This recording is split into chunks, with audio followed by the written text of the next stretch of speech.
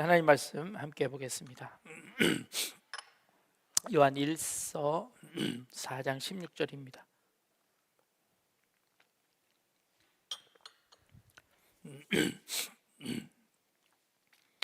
요한 1서 4장 16절 말씀입니다. 우리 다 같이 한 절인데요, 같이 한 목소리로 함께 읽겠습니다. 시작. 하나님이 우리를 사랑하시는 사랑을 우리가 알고 믿었노니 하나님은 사랑이시라.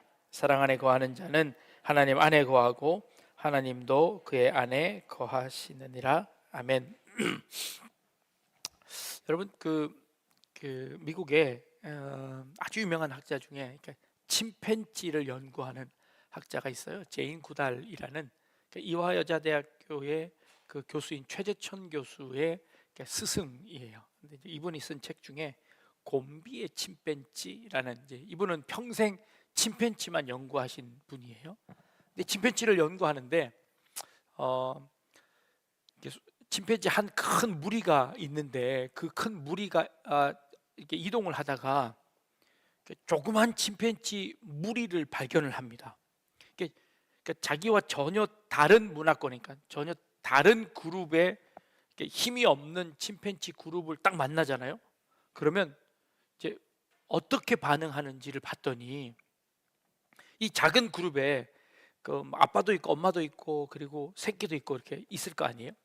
그러면 여기 있는 큰 무리의 침팬지들이 이 작은 무리를 만나면 공격한대요. 그래서는 이 새끼 침팬지는 잡아먹어버리고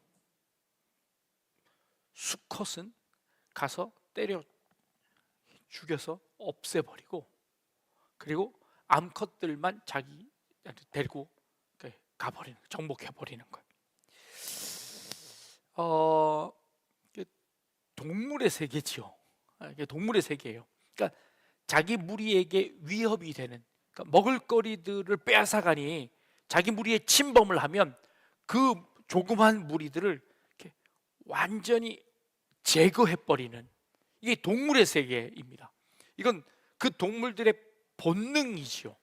자기들이 살아남기 위해서 자기들의 터전을 침범하는 자들을 가차없이 제거해버리는 거예요. 성경에 사사기서에 보면 마지막 부분에 레위인이 이제 첩을 데리러 갔다가 돌아오는 과정에서 베냐민 지파에 머무는 지경에 들어가게 됩니다. 그때 베냐민 지파 사람들이 우리에게 온 이방 사람들을 제거해 내려고 합니다. 그래서 결국 그 여인을 죽이게 하는 그런 엄청난 일들이 벌어지죠. 이게 또 어디서 벌어지냐면 소돔과 고모라에서 똑같이 벌어졌어요. 소돔과 고모라를 찾아가다 하나님의 사람을 내어놓으라 하고 하는 이 약탈 과정이 마치 동물의 세계처럼 보이는 거예요. 그러니까 하나님이 주인이 되시지 않고 죄가 관영한 곳에서는 다른 사람들을 받아들이지 못하고 그것을 우리 무리 가운데서 완전히 제거해내는 것, 그래야 내가 살 수 있다라고 생각하는 거죠. 자, 이런 인간들 말고 보통의 사람들은 어떨까요? 보통의 사람들은 도덕이라는 것이, 양심이라는 것이 있을까요? 인간의 양심은 어떻게 생겼을까요? 인간은 태어나면서부터 동물과 다를까요? 아니면 태어나서 자라면서 문화와 교육에 의해서 동물과 달라지는 걸까요? 침팬지처럼 원래 인간은 동물처럼 그런 양태를 버릴까요? 소돔과 고모라처럼 그게 원래 본 모습일까요? 아니면 남을 돕고 환대하고 그를 끌어안는 것이 인간의 본 모습일까요? 한 살배기 어린아이들을 데리고 실험을 했습니다. 아이들에게 인형극을 보여주는 거예요. 자, 인형이 세 개가 있습니다. 근데 가운데 있던 한 인형이 오른쪽에 있는 인형한테 공을 굴려줍니다. 그러자 이 공을 받은 오른쪽에 있는 인형이 도로 그 공을 이 가운데 있는 인형에게 던져줘요. 주고받으면서 놀이가 되지요. 자, 이번에는 이 공을 왼쪽 편에 있는 인형에게 던져줘요. 근데 이게 왼쪽 편에 있는 인형은 그 공을 싹 가지더니 도망쳐 버려요. 이게 나쁜 인형이죠. 자, 그리고 나서는 그 인형이 끝난 다음에 인형 3개를 놔두고 그 앞에 사탕을 놔뒀어요. 그리고 한 살배기 아기에게 사탕을 집게 했어요. 그랬더니 자, 이 3개의 인형 중에 한 살배기가 어떤 사탕을 집었을까요? 요 나쁜 인형 있잖아요. 거기 인형을 싹 뺏어가고, 뺏어갈 뿐만 아니라 나오면서 머리통을 한 대 툭 치면서 나오더라는 거예요. 자, 1살짜리에게도 도덕을 판단할 수 있는 능력이, 감각이 있다는 거예요. 거의 대부분의 1살짜리가 그 나쁜 인형을 있는 그 사탕을 빼앗고 그 놈을 한 대 툭 치고 나오더라는 거예요. 자, 이 실험을 통해서 아기들에게도 태어나면서부터도 그 아이들이 도덕성을 가지고 있다 라고 결론을 내릴 수 있을까요? 이번에 우리 교회 매년 이제 합니다. 성탄상자를 매년 하는데 올해는 상자는 조금 줄었어요. 그런데 이제 상자 헌금을 하신 분은 엄청 늘었어요. 그래서 그 헌금으로 기아대책과 협의해서 50상자, 부천시 기독교연합회와 또 협의해서 거기서 또 한 60상자 이렇게 협력을 받아서 그걸로 이제 다 나눌 수 있었습니다. 자, 여러분들은 왜 이런 일들을 자발적으로 하십니까? 원래 착한 사람이어서. 여러분 스스로 한번 생각해 보십시오. 나는 원래 괜찮은 사람이야. 나는 이 정도 일은 하는 사람이야 라고 생각하시나요? 여러분들이 원래 착한 사람이어서 하시는 거예요? 아니면 목사님이 하라니까 이게 눈치 봐가면서 이게 주보에 이름도 나오는데 이게 내 이름 안 나오면 어떻게 할까? 목사님 체크하는 거 아닐까? 라고 해서 하는 걸까요? 아니시죠. 많은 기업들이 기부금을 냅니다. 연말을 정산하며 삼정복지회관에 그 옆에 있는 열병합 발전소 거기서 1년에 1억씩을 기부한대요. 어마어마하죠. 그래서 그 1억을 가지고 복지관이 1년 그 주변에 있는 어려운분들에게 어마어마한 일들을 많이 하고 있습니다. 자, 그들은 그 엄청난 금액을 왜 기부할까요? 정말 순수하고 착한 마음에서 기부하는 걸까요? 실제로 삼정동에 그 많은 땅을 차지하며 거기서 뭘 하는지조차도 모르는 그곳에서 나오는 것들이 이 주민들에게 그거라도 갚아야 된다고 하는 법을 만들어서일까요? 아니면 그것에 대한 세금 감면을 해줘서일까요? 만약에 그런 것이 전혀 없다면 기업이 1억 원씩 기부를 할까요? 안 할까요? 안 하죠. 안 하죠. 그런 혜택이 있으니까 기부하는 것 아닐까요? 우리가 낸 기부금들은요 가장 형편이 어려운 사람들에게 돌아갈까요? 아니요. 이 기부금들이요 직접 어려운 사람에게 돌아가는 것들은 기부가 잘 되는데 이게 누구에게 돌아가는지조차도 모르는 것들은 사실은 힘 있고 능력 있는 사람들이 다 따가는 것 여러분 아시죠? 서울대학교에서 있는 장학금 중에 장학금을 수령하는 사람들 중에 어려운 사람이 아니라 오히려 지위 있는 사람들이 그것을 이렇게 가로채는 일들도 많이 있다는 거 우리는 알고 있습니다. 어떤 분은 이렇게 이야기합니다. 자선하는 것만큼 폼나는 일은 없어서 그만큼 스스로 만족을 느끼는 일들이 없으니까 마치 자기가 좋은 사람처럼 느끼게 하는 가장 좋은 도구이니까 그리고 너그럽고 다정하게 보여서 손해보는 일은 없으니까. 자, 여러분 혹시 여기에 해당되시나요? 때로는 이 선한 일 하는 것이 우리에게 조그만 문화가 되었는지도 모르겠습니다. 습관이 매년 하다 보니 그저 안 하면 좀 이상해지는 습관이 된 것 같기도 합니다. 고대 역사학자였던 헤로도투스는 자신의 책 역사라는 책에 이런 장면이 나옵니다. 다리우스 왕이 어느 날 그리스인들을 데려다 놓고 묻습니다. 내가 너에게 얼마를 주면 너희 돌아가신 아버지의 시체를 먹을 수 있느냐. 끔찍하죠. 아버지의 시체를 먹을 수 있느냐 물어보자 이 그리스인들이 대답합니다. 1,000만금을 주더라도 나는 그렇게 할 수 없습니다 라고 이야기하더래요. 그 그리스인들을 옆에다 놔두고 이번에는 인도에 칼리티아이라는 조그만 부족이 있는데 그 부족에게 묻습니다. 너는 얼마를 주면 너희 돌아가신 부모님의 시체를 불에 태울 수 있느냐 라고 묻습니다. 그러자 이 인도 사람이요 기겁을 하면서 나는 1,000만금을 줘도 우리 부모의 시체를 불에 태울 수는 없습니다 라고 이야기했대요. 그 부족은 실제로 돌아가신 부모님의 시신을 먹어서 치워버리는, 그래서 그 부모가 내 몸 안에 산다고 생각하는 그런 부족이라는 거예요. 자, 어떤 게 더 도덕적인가요? 불에 태우는 게 도덕적인가요? 먹어 치우는 게 더 도덕적인가요? 두 부족 다, 두 사람 다 그건 못하겠다고 이야기합니다. 혹시 그렇다면 이건 문화의 차이인가요? 도덕이라는 것은 그저 인간의 문화에 불과한 걸까요? 진화론자인 리차드 도킨스는 이렇게 이야기합니다.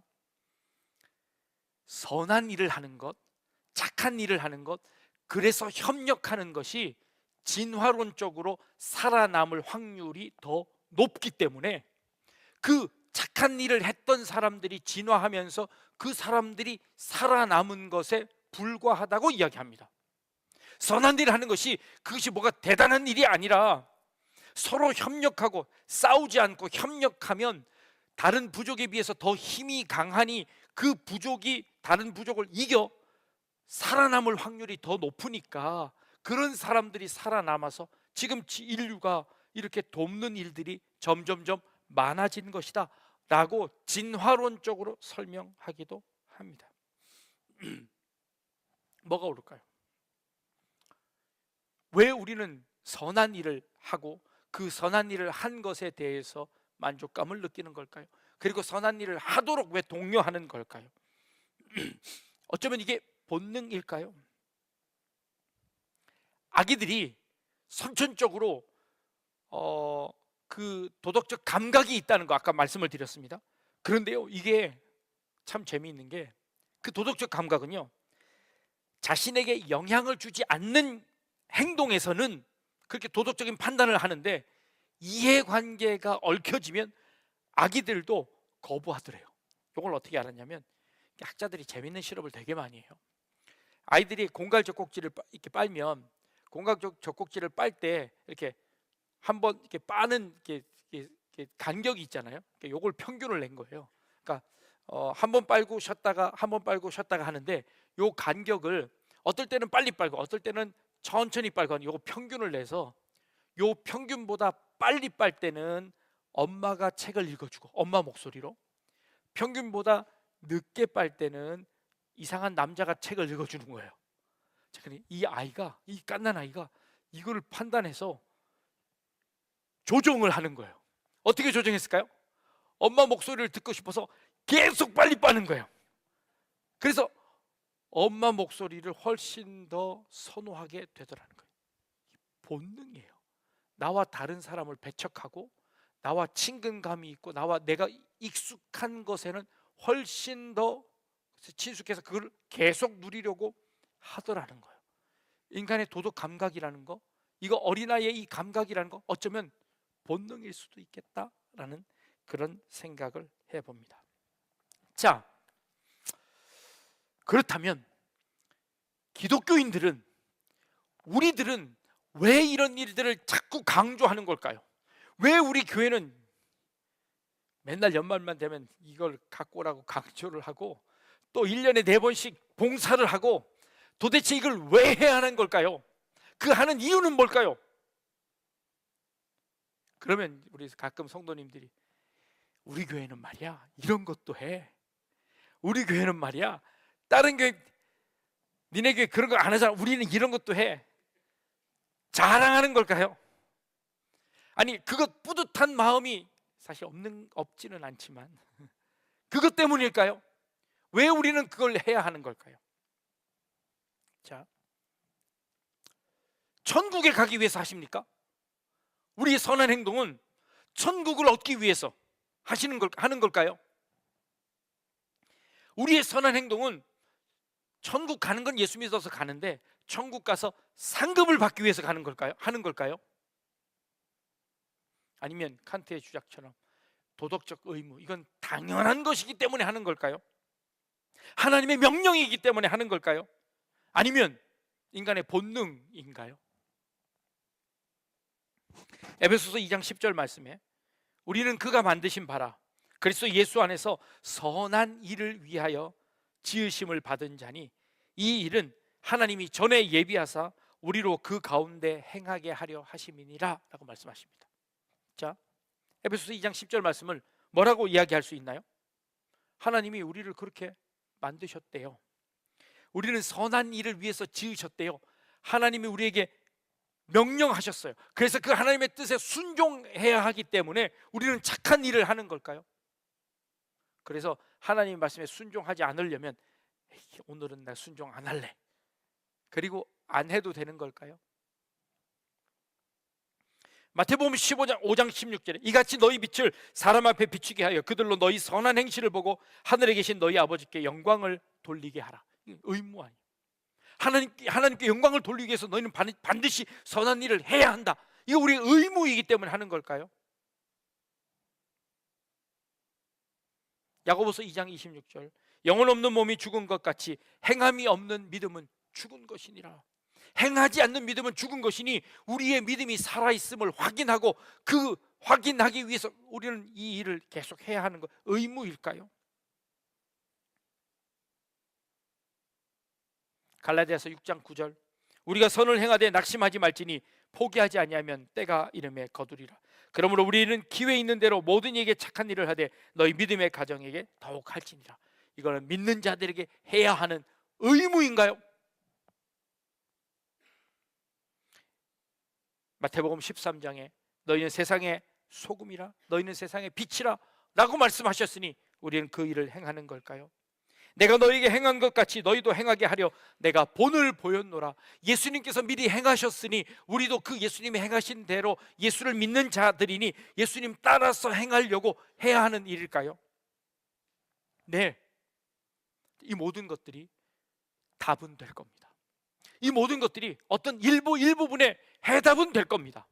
하나님의 아들이니까, 하나님의 자녀이니까, 예수님께서 본을 보이셨으니까, 하나님께서 우리에게 명령하셨으니까, 네, 다 맞습니다. 근데 우리가 선을 행해야 하는 그것보다 더 근원적인 이유가 있습니다. 그 근원적인 이유가 뭘까요? 오늘 우리가 읽은 본문입니다. 오늘 우리가 읽은 본문에 뭐라고 되어 있나요?